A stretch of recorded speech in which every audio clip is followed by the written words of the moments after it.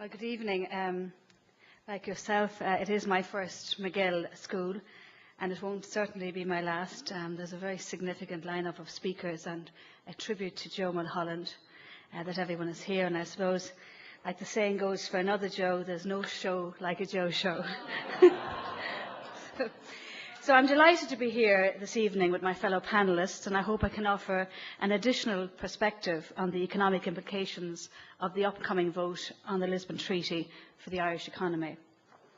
A significant influence on my perspective is my role as Chief Executive of the Rehab Group, an organisation, as you just heard, which spans 4 European Union member states, operating in Ireland, England, Scotland, Poland and the Netherlands. We have a turnover now of about 215 million, and we employ more than 3,600 people. And in addition to our geographical spread, Rehab operates in a wide range of industry sectors, including manufacturing, packaging, logistics, waste management, gaming and lotteries, vocational training, employment services, healthcare, rehabilitation, advocacy and health promotion. We actively participate in European-wide organisations in the area of policy development, advocacy and quality. We have permanent NGO status with the United Nations, and as you've already heard, we serve about 56,000 people directly every year. So while it is true that our activities are complex and diverse, our overall mission is simple. It's about investing in people and changing perspectives. And because of all that we are involved in, I'm acutely aware of the benefits which EU membership has delivered throughout the Union across many sectors. I believe that Ireland must ensure that it protects its status within the EU as a progressive and leading state, notwithstanding the economic difficulties that we are currently experiencing. I also believe that a yes vote in the Lisbon Treaty will be both good for Ireland and good for Europe. Since 1973, the European Union has been a catalyst for social cohesion in Ireland. Throughout the 70s, 80s and even the 90s, I think it's fair to say that Ireland took full advantage of every possible benefit of EU membership. Indeed, we became experts in benefiting from EU support. We developed our capital infrastructure, built on our intellectual capacity and developed our commercial and farming interests. We moved from a country which was hugely dependent on one market for exports to an economy that took full advantage of our free and open access to almost 500 million people. As a small island economy on the fringes of Europe, we knew what was good for Ireland, and we worked hard to maintain good relationships with all of our European partners. Respect for Ireland and the quality of our representatives grew, and indeed many current key senior officials in Brussels are Irish. However, Europe is not just about the economy. The EU, as we said, has been a single most important catalyst for social cohesion. The EU has brought about groundbreaking improvements in a number of areas, including at the beginning the lifting of the marriage bar, equal pay, maternity leave, pension protection, equality of access to goods and services, work-life balance and reasonable accommodation for people with disabilities. The European Social Fund also financed the education and training of hundreds of thousands of people in Ireland, many who are here tonight. But despite all that was achieved, our public's enthusiasm for the European project has dipped, and there are many theories as to why this has happened. My own views are that the evolution from an economic union to also a more political and regulatory union became a real cause for concern for many, and the Commission failed to communicate effectively with its citizens. Furthermore, people became concerned about the loss of our national identity, and many verbalised the concern of Brussels telling us what to do.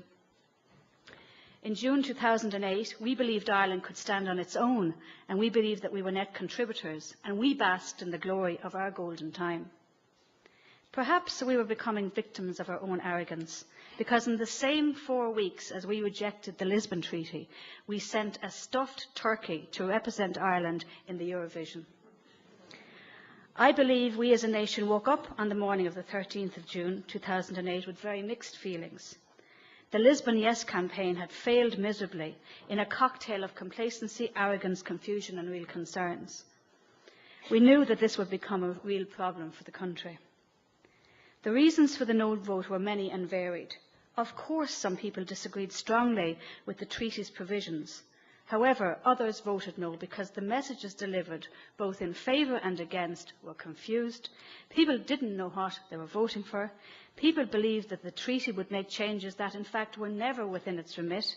And the EU was seen very distant from everyday life, so it didn't really matter. However, things have changed. Today, 13 months on from the day Ireland voted no to Lisbon, our country's economy has altered significantly. Irish people are suffering not only due to the world recession, but also due to our specific economic crisis that we found ourselves in. We are no longer part of a golden era. Every week, thousands of people are losing their jobs as our national debt soars, and we even heard today down in Shannon, 300 more people have lost their jobs. And if we track the changes in the worldwide perception of our economy over the last few decades, the difference is stark. In 1963, Time magazine ran a cover story of Lemass heralding the beginning of economic growth, which read, "Ireland, new spirit in the old sod." We then went on to be consistently used in the international press as a case study of a small economy done good. In March of this year, our fall from grace was proclaimed in a Business Week cover story stating that the Celtic Tiger's roar had been reduced to a whimper. And in April, the New York Times ran an article which read, "Éireann go broke." The Economist Country Report has also charted the rise of Ireland over the last 20 years, starting with a cover headline in the 80s, marking the beginnings of our rise, which read, "Poorest of the rich." Our 90s headline was "Europe's Shining Light," heralded our rise, and in 2004 a cover story read, "Luck of the Irish." Now, it'll be very interesting indeed to see what the next Economist headline is going to be about us. But while the Lisbon Treaty is not a panacea for economic recovery, its ratification is a very important step on the road to economic recovery. The position that Ireland takes on the second referendum will attract the eyes of the world. A yes vote sends out a clear signal that Ireland is part of Europe. A no vote will raise a big question in the boardrooms across the world where Ireland's future as a safe and profitable place to invest in is being discussed. For our European partners, I believe it's fair to say that a vote for Lisbon is a vote for Europe, pure and simple. In debating the treaty, we should be careful not to make it out to be more than what it is. Lisbon is a complicated corporate governance document. It's not exciting.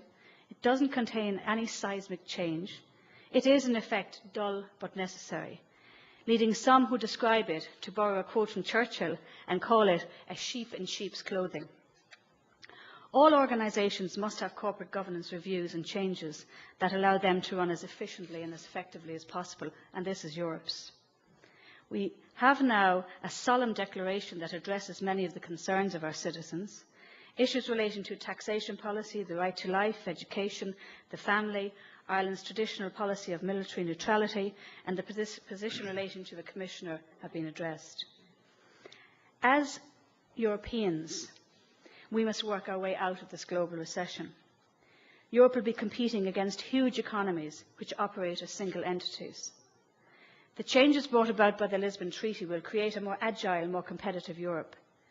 For the good of the Irish economy and all European economies, Europe must maintain its dominant position and continue to move, grow and evolve to stay ahead of the game. This is particularly important in times when Europe is vulnerable to other economies. Indeed, David Miliband, the British Foreign Secretary, recently stated that as China and the US carve up the world between them, we will soon replace the G8 with the G2. It is very clear that we need a strong, flexible Europe that will be able to support its member economies and remain influential as a bloc. Effectiveness in decision-making is essential to enabling the Union to take advantage of the opportunities posed by the upturn, which no doubt will come. And as I said earlier, this is fundamentally about governance. The Lisbon Treaty essentially improves the way Europe works. It also includes some very valuable provisions. For instance, the treaty promotes democracy by increasing the role of national parliaments in EU decision-making. The entry into force of Lisbon would see the Dáil and Seanad having 8 weeks to offer an opinion on new EU legislation. And this would have an effect of promoting debate on European issues in the national arena. And also, the treaty allows 1 million people from a range of member states to submit a proposal for action on an issue to the Commission. In this age of social networking, of Twitter and of flash mobs, this provision enables direct engagement by the citizens of Europe and requires the support of just 0.2% of the European population. It is an interesting new development that strikes at the concept of lack of democracy in Europe and the bureaucrats telling people what to do. I can certainly see the disability sector across Europe mobilising on this one. The treaty also protects our tax base. Low corporation tax has been a vital draw for foreign direct investment, a fundamental requirement of our recovery. The Lisbon Treaty protects this by allowing Member States to retain a veto on taxation policy as well as defence and social security. The guarantees obtained by the Irish Government following the no vote further reinforce the competence of Member States in the area of taxation. The treaty gives the Charter of Fundamental Rights, which recognises civil, political, social and economic rights, a legal status, and the treaty also clearly lays out who is responsible for what in the EU. We've had incredible benefits from being at the core of Europe. I see them every day in our organisation. Prior to membership of the Union, there were very few services for people with disabilities. Within Rehab, a huge amount of our growth was stimulated by European funding. Rehab was the first organisation in Ireland to benefit from European social funding, even before the state did. We built an Irish-based international organisation with the support of the European Union. In fact, European resources have very much supported the development of a vibrant, entrepreneurial, not-for-profit sector in Ireland over the last 40 years. And we've also built up valuable networks and alliances with colleagues across Europe to develop and share best practice in service delivery.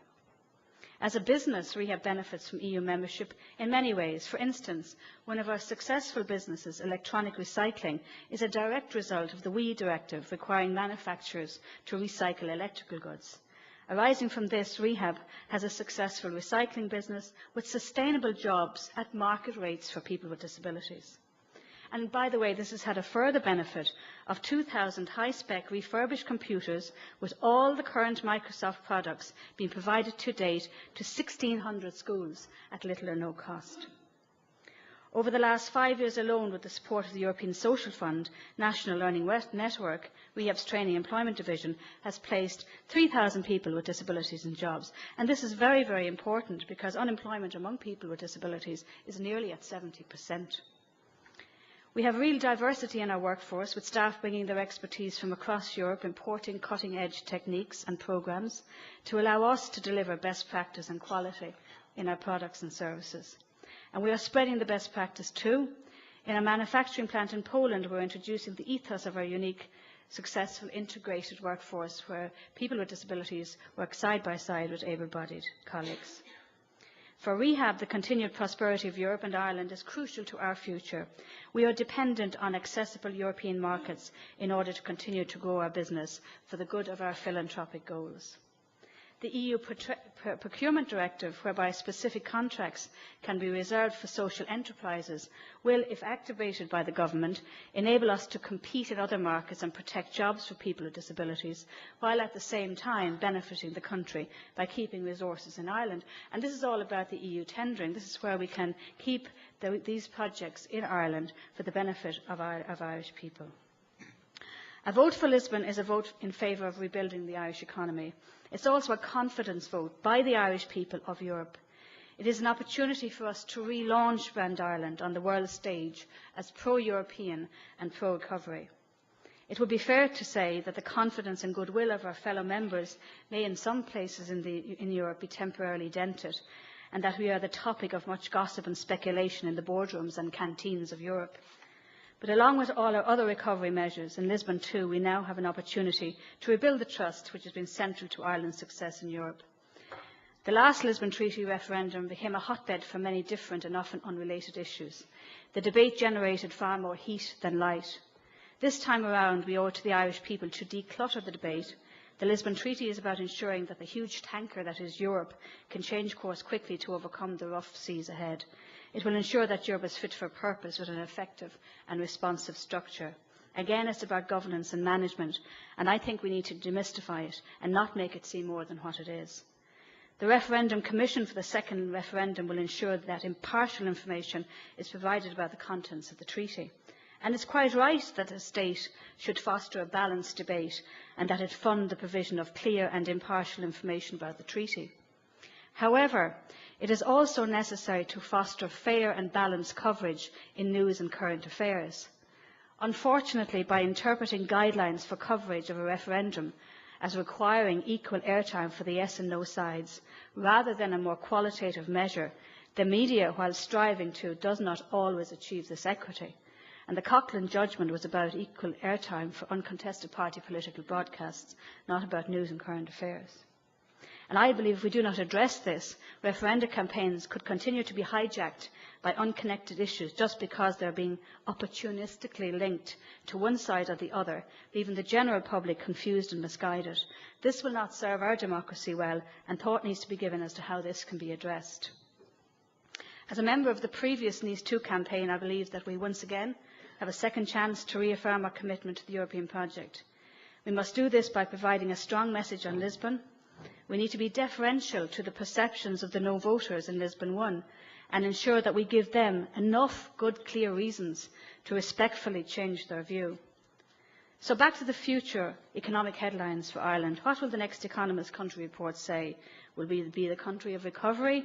Will the headlines say Ireland is back? We, all of us, now have a profound responsibility to ensure that our international colleagues will believe that Ireland is a good, sensible and safe place to do business. We must mobilise our innate ability inherited from our forefathers to ensure that every opportunity to do this is grasped, every resource is utilised to its maximum, every goal is achieved, and that we protect and foster our image of the highly educated, diverse, flexible and talented Europeans that we are. Thank you.